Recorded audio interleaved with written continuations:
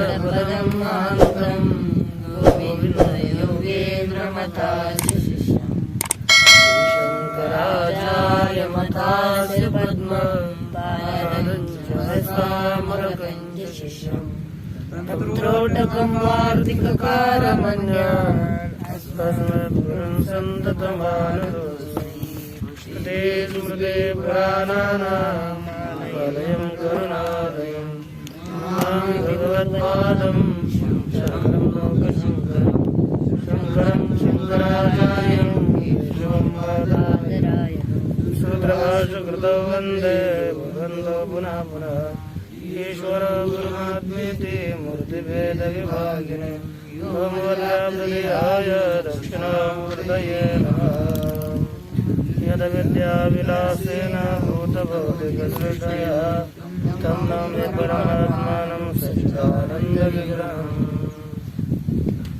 नारायण श्री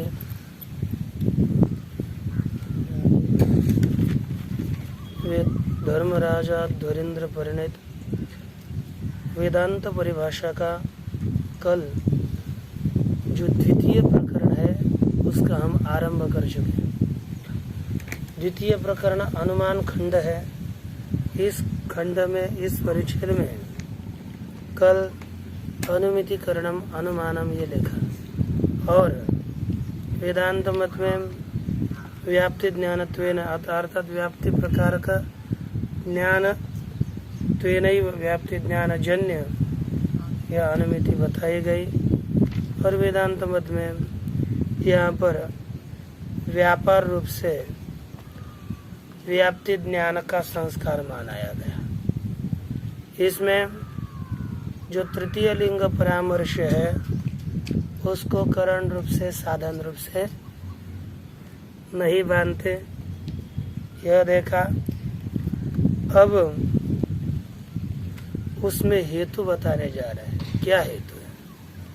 तत्र हेतुम आह तस्य अनुमिति हेतुत्वासिद्ध्या तत्करणत्वस्य दुर्निरस्तत्वात् वह जो लिंग है वह अनुमिति का हेतु ही सिद्ध न होने से उसमें करणत्व का भी दूरतः उसमें जो हेतु जो होगा वही करण होगा। यदि हेतु ही नहीं है तो उसमें करणत्व ही भी नहीं है।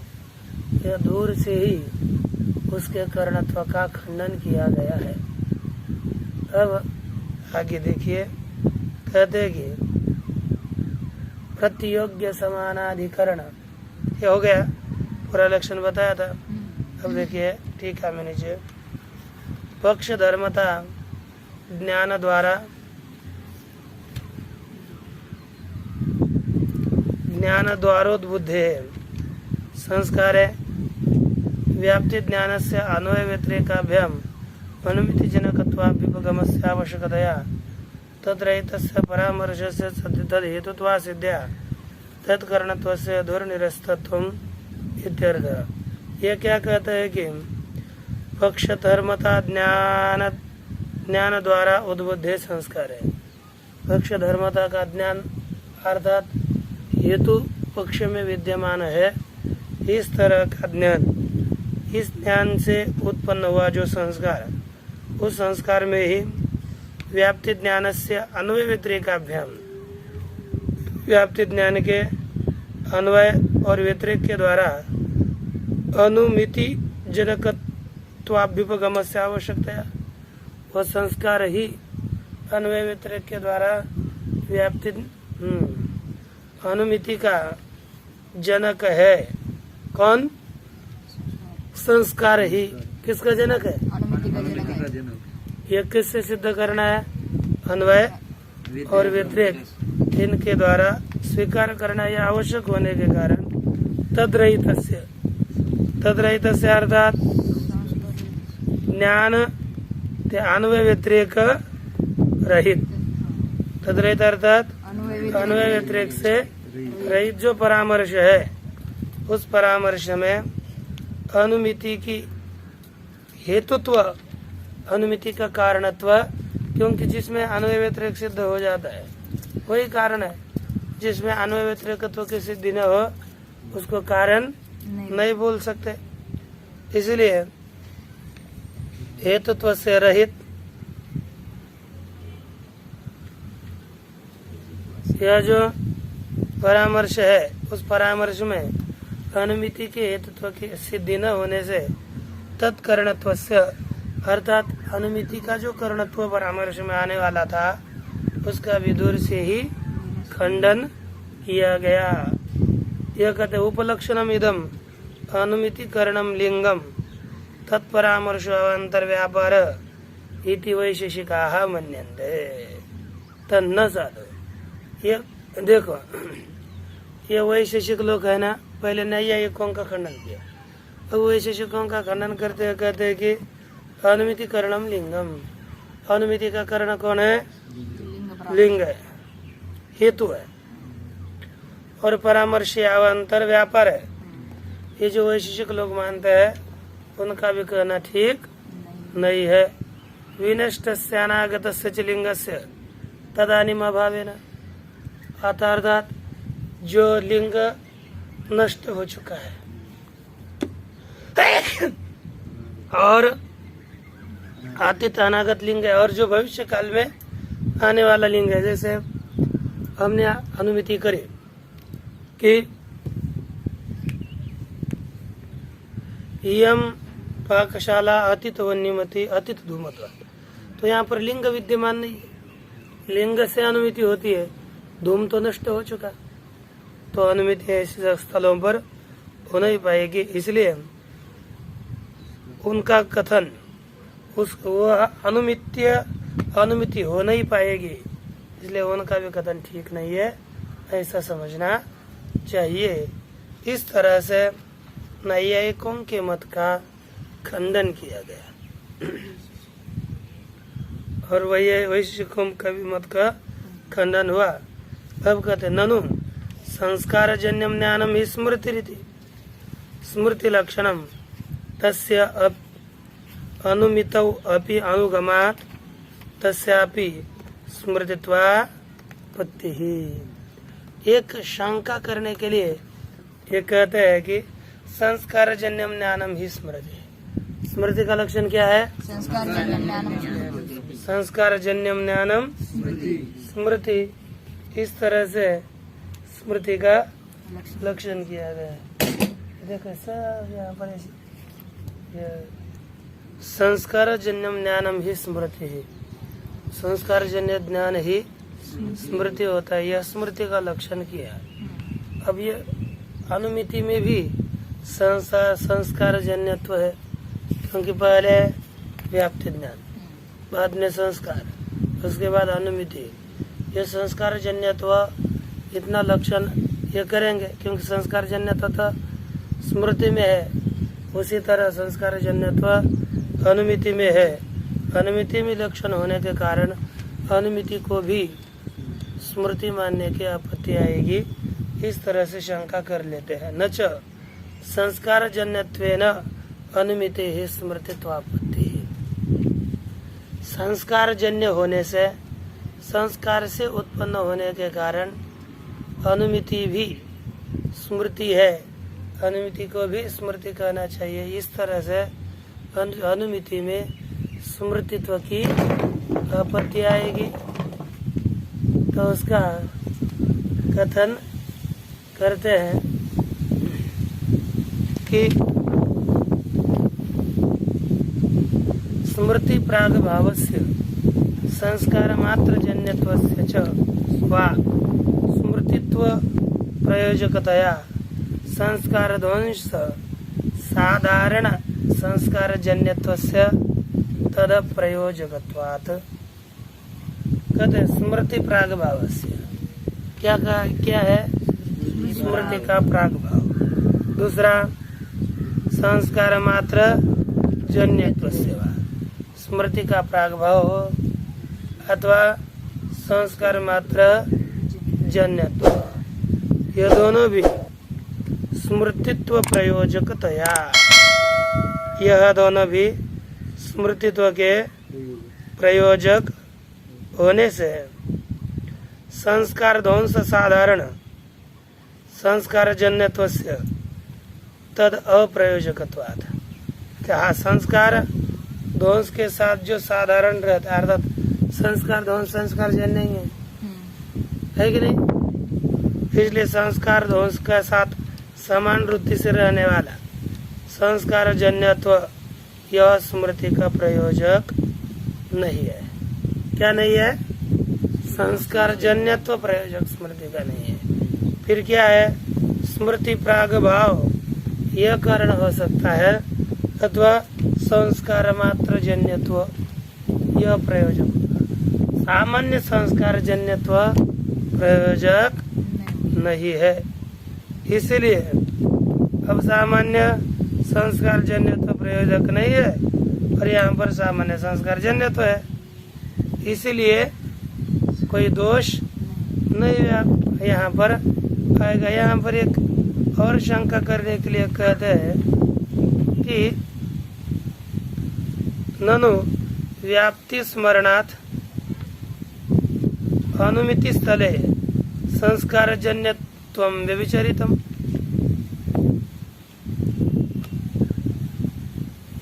व्याप्ति स्मृत्या संस्कार नाशात् इति आशंक्य परिहरति।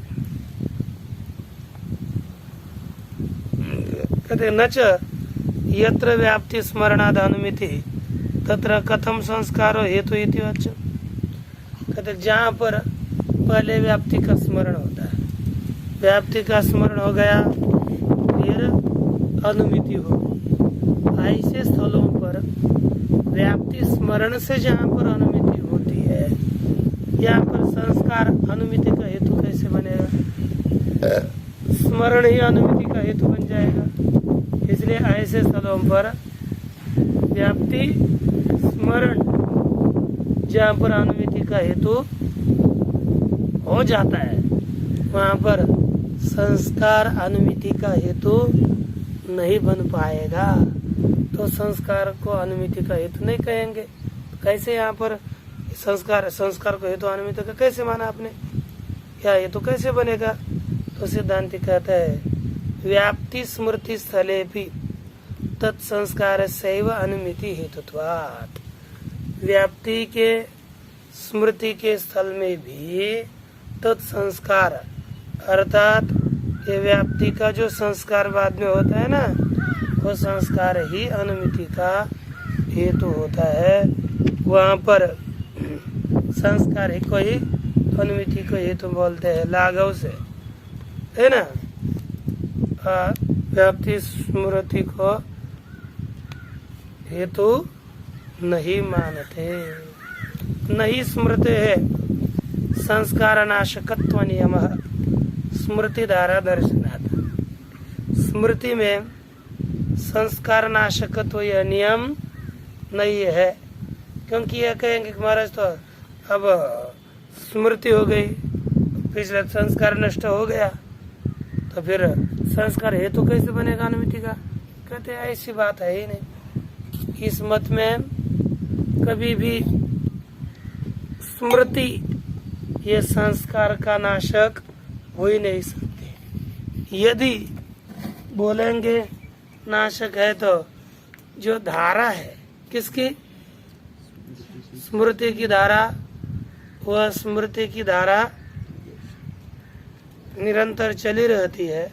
संस्कार नष्ट हो गया तो उत्तरोत्तर स्मृति के प्रति पुनः संस्कार को ही कारण माना जाता है। तो ऐसे स्थलों पर संस्कार पूर्व में नहीं रहेगा तो उत्तरोत्तर स्मृति भी नहीं हो पाएगी। इसीलिए संस्कार का नाश नहीं होता, यही मानते हैं। स्मृति धारा दर्शनात् न च अनुद्बुद्ध संस्काराद अपि अनुमित्यापत्ति। और कोई बोलेंगे अरे अनुद्बुद्ध संस्कार से भी, जहाँ पर संस्कार उद्बुद्ध नहीं हुआ ऐसे संस्कार से भी अनुमिति हो जाएगी, ये भी नहीं कह सकते, क्योंकि तद उद्बोधस्य अपि सहकारित्वात्। संस्कार का उद्बुद्ध होना, संस्कार उद्बुद्ध होना, यह भी सहकारी कारण माना गया है, इसलिए संस्कार का उद्बोधन यह स्वीकार करना ही चाहिए। इस तरह से कथन किया। यहाँ पर नई स्मृति संस्कार नाशकत्व नियम, इसके ऊपर एक टिप्पणी लिखी हुई है। ये देखिए 3 नंबर टिप्पणी। योग्य विभुर विशेष गुणानाम सोत्तरवर्ती विशेष गुण नश्यत्व इति तार्किक। एक नियम तार्किकों का है। जो योग्य विभु पदार्थ के जो योग्य गुण है, वे गुण सोत्तरवर्ती विशेष गुण नाश्य होते हैं। अर्थात योग्य ऐसे विभु पदार्थ के जो गुण होते हैं वो अपने बाद में आने वाले गुणों के द्वारा नष्ट होते हैं। अर्थात यह जो आत्मा है, आत्मा का योग्य ऐसा योग्य विभु आत्मा का गुण है ज्ञान। वो ज्ञान गुण अपने उत्तरवर्ती जो आत्मा में ज्ञान आएगा उसके द्वारा पहला गुण नष्ट हो जाता है। इस तरह यह तार्किकों का नियम बताया जाता है। तथा च संस्कारात, तार्किकों की शंका करने, उसी तरह संस्कारात स्मृत्युत्पत्तौ संस्कारस्य नावशो अवश्यंभावी। संस्कार के बाद स्मृति की उत्पत्ति होने पर पूर्ववर्ती जो संस्कार है उसका नाश अवश्य होगा। इस तरह से संस्कार का तो नाश हो जाएगा, यह न्यायिकों ने कहा।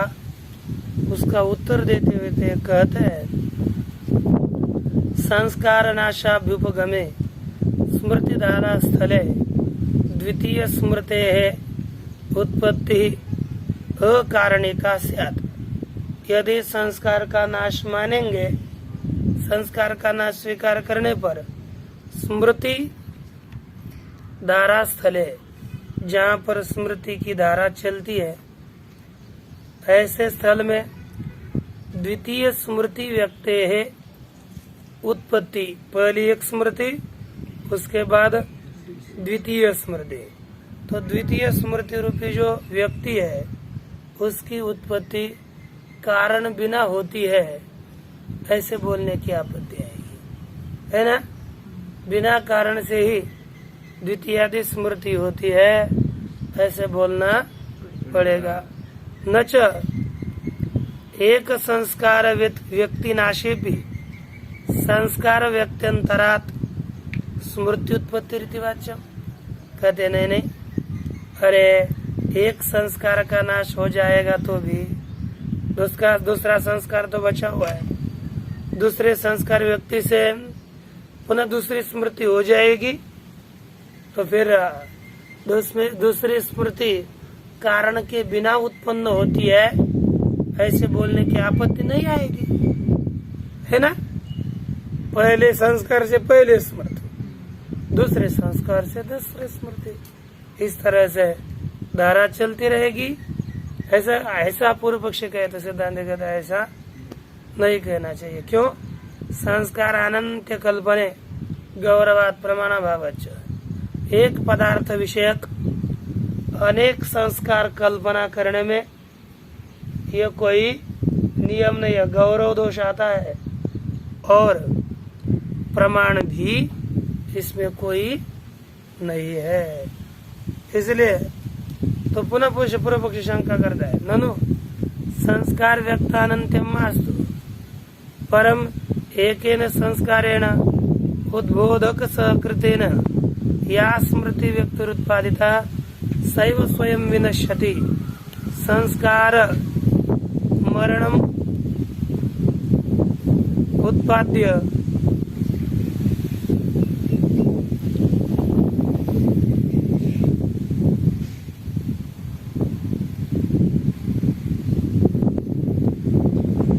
निवेशत उत्पन्न संस्कारो संस्कारांतरम, कैसे जाएगा?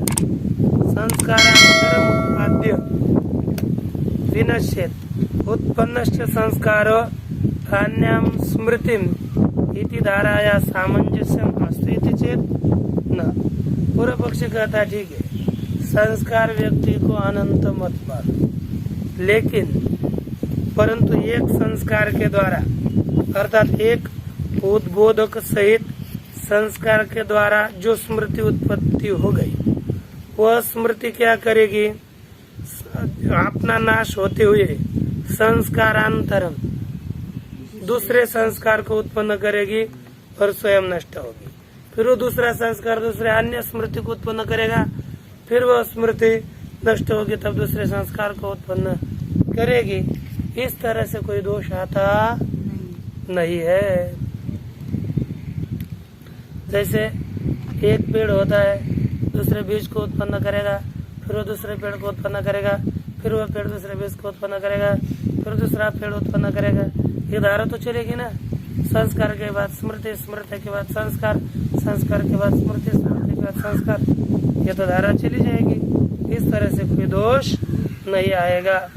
एतादृश कल्पना अपेक्षया भी सिद्धांति कहते हैं, एतादृश इस तरह की कल्पना करने की अपेक्षा से भी ये न अनुभवेन यह संस्कार जनित, जिस अनुभव से जो संस्कार उत्पन्न किया गया, तेन संस्कारेण उसी संस्कार के द्वारा उद्बोधक सहकारिणा जिसके लिए उद्बोधक सहकार्य करने वाला है, ऐसे संस्कार के द्वारा स्मृति जननी स्मृति की उत्पत्ति होने पर जनितया च स्मृत्या और उत्पन्न किए गए स्मृति के द्वारा स्वजनक संस्कारस्य नाशम अकृत्या अपना जो जनक संस्कार है ना, उस जनक को संस्कार को नाश न करके, है ना, नाश न करने वाले संस्कार वैसे ही रहेगा। संस्कार नष्ट होता है, ये कल्पना करने की क्या आवश्यकता। संस्कार वैसा ही बने रहेगा, फिर वही, और उसी संस्कार को दृढ़ वो स्मृति कर लेती है। ऐसी कल्पना करने में लोग होता है ना, एक ही संस्कार है, कभी नष्ट नहीं होता, वही दृढ़ होता जाता है। ये करने में, कल्पना करने में लगा हुआ है। पहला जो संस्कार उत्पन्न हुआ, पुनः दूसरी स्मृति आ गई, वो संस्कार और दृढ़ हो गया। पहले दूसरा संस्कार उत्पन्न हो गया, एक कल्पना करने में गौरव है ना, और हमको अनुभव भी आता है। जिस पंक्ति को हमने कल पढ़ा, उसी को पुनः यदि पढ़ेंगे तो दृढ़ हो जाता है। तो दृढ़ हो जाता यह है, नहीं कि दूसरा संस्कार उत्पन्न हो जाता है उसके विषय। संस्कारस्य दृढ़ीकरण कल्पनायां महत् लाघवम् तथा च अनुभवोऽपि अत्र अनुगुणः। यहाँ पर अनुभव भी, यहाँ पर उसका अनुगुण ही रहता है। यथा पूर्वेद्युः श्रुतः शास्त्रार्थो अद्य स्मृतः दृढ़ीभूत इति। हमारा अनुभव भी इसके लिए प्रमाण है कि कल जो सुना हुआ शास्त्रार्थ था, आज हमने उसमें स्मरण किया, इसलिए दृढ़ हो गया। तमेव शास्त्रार्थम दृढ़ीभूतम आदर्शयति। इस प्रकार उसी पूर्व शास्त्रार्थ को ही दृढ़ हो चुका है, ऐसा दिखा देता है। अन्यथा श्रुत शास्त्रार्थ संस्कारस्य स्मृति जननांतरम विनाशे। पहला जो शास्त्रार्थ, सुने हुए शास्त्रार्थ का संस्कार स्मरण की उत्पत्ति के बाद नष्ट हो जाने पर विनाश हो जाएगा, तो स्मृत्या संस्कार जनने दृढ़त्वम कथम से। दूसरे स्मृति के द्वारा संस्कार उत्पन्न हो जाएगा, तो दृढ़ कैसे हो जाएगा? फिर वो भी सामान्य संस्कार हो जाएगा। इसीलिए यहाँ पर संस्कार दृढ़ होता है, यही मानना ठीक है। आपका दूसरा संस्कार उत्पन्न होता है, यह बोलना ठीक नहीं। किंच एवं संस्कारेण स्मृत्युत्पत्ति, और इस तरह संस्कार के द्वारा ही स्मृति की उत्पत्ति होती है। स्मृत्यंतरम जायमानेन तेनैव स्मृतिनाश, जो स्मृति अंतर दूसरी स्मृति है ना उत्पन्न यदि होगी तो उसके द्वारा ही स्मृति का नाश हो जाता है। यदि संस्कारस्य स्मृतिजनकत्व विनाशकत्वे तस्यैव पुनः स्मृते उत्पन्नस्य स्मृतिजन्यत्व नाश्यत्वे इत्यादि विरुद्ध पदार्थ कल्पनम आपद्येत तस्मात् न स्मृते संस्कार नाश्यत्वम इति पक्षः श्रेयान। इसलिए संस्कार से स्मृतिजनकत्व विनाशकत्व, संस्कार को ही स्मृति का नाश, स्मृति का नाशक इत्यादि कल्पना करने पर तस्य और उसी को ही पुनः स्मृति उत्पन्न से पुनः वही स्मृति से उत्पन्न जो संस्कार है वही स्मृति जन्य नाशत्व, स्मृति के द्वारा का जनक है, स्मृति के द्वारा जन्य है ना, स्मृति जन्य संस्कार है वही पुनः पिछले वाले स्मृति का नाश कर लेता है इत्यादि बहुत विरुद्ध। अर्थात स्मृति का जनक जो संस्कार उसको स्मृति नष्ट कर लेती है, स्मृति से जन्य हुआ जो संस्कार वो पुनः स्मृति को नाश कर देता है। इस प्रकार के अनेक विरुद्ध कल्पना करने में अतिशय विरोध आता है। तस्मा इसलिए स्मृति संस्कार नाश्यत्व न स्मृति संस्कार नाश्यत्व, इसलिए स्मृति संस्कार स्मृति द्वारा संस्कार नाशत्व, स्मृति में संस्कार नाशत्व नाशकत्व यह नियम पक्ष ठीक नहीं है। इसलिए हमारा जो पक्ष है वही श्रेयान है, आपका पक्ष उत्तम नहीं है। खुश एवं च अब इसका फलितार्थ बताने जा रहे हैं, अर्थात ये जो पूछे बताया हुआ है उसको ही यहाँ पर कहते हैं। न च यत्र, ये चल रहा है ना, न च यत्र व्याप्ति स्मरणाद अनुमिति कथम, ये पूरा हो गया था ना। एवं च अयम धूमवान इति पक्ष धर्मता ज्ञानेन, यह धूमवान पर्वत है ऐसे पक्ष धर्मता का अयम पर्वत धूमवान, यह जो पक्ष धर्मता ज्ञान हुआ इस ज्ञान के द्वारा धूमो वन्य व्याप्य इति अनुभवाहित संस्कारोद्बोधे च सति, धूमो वन्य व्याप्य इस तरह का अनुभव में पड़ा हुआ जो संस्कार था, इस संसार का उद्बोध होने पर वन्यमान इति अनुमिति भवति, क्या अनुमिति हो जाती है, वन्यमान अनुमिति हो जाती है। पर्वत का तो प्रत्यक्ष है, पर्वत विषय का अनुमिति नहीं होती, वन्यमान ऐसी अनुमिति होती है। न तो मध्य व्याप्ति स्मरणम, बीच में व्याप्ति स्मरण की कोई अपेक्षा नहीं है।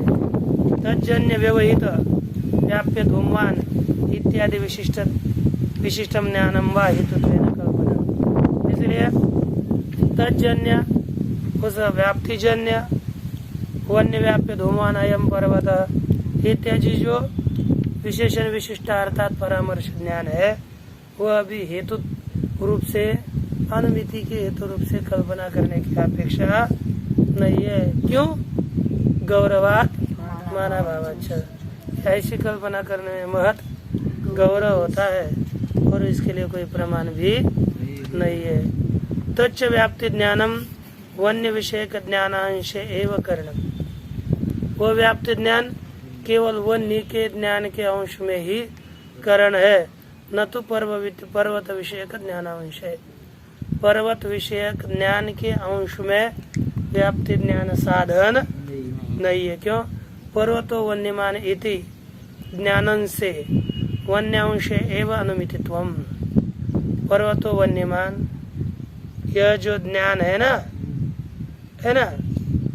इति ज्ञानस्य वन्यांश एवं अनुमितित्वम, क्योंकि पर्वतो वन्यमान यह जो ज्ञान है इसमें वन्य के अंश में ही अनुमितित्व है, पर्वत अंश में अनुमितित्व नहीं है। उस अंश में तो तदंशे प्रत्यक्षत्वस्य उपपादितत्वात्, पर्वतांश में प्रत्यक्ष ही होता है, यह हमने पहले ही बताया है, इसलिए उस अंश में अनिमित्व नहीं होता। इतना सिद्ध हो गया। व्याप्ति क्या चीज है, ये व्याप्ति का निरूपण हम कर देते हैं। ओम पूर्णमदः पूर्णमिदं पूर्णात् पूर्णमुदच्यते पूर्णस्य पूर्णमादाय पूर्णमेवावशिष्यते।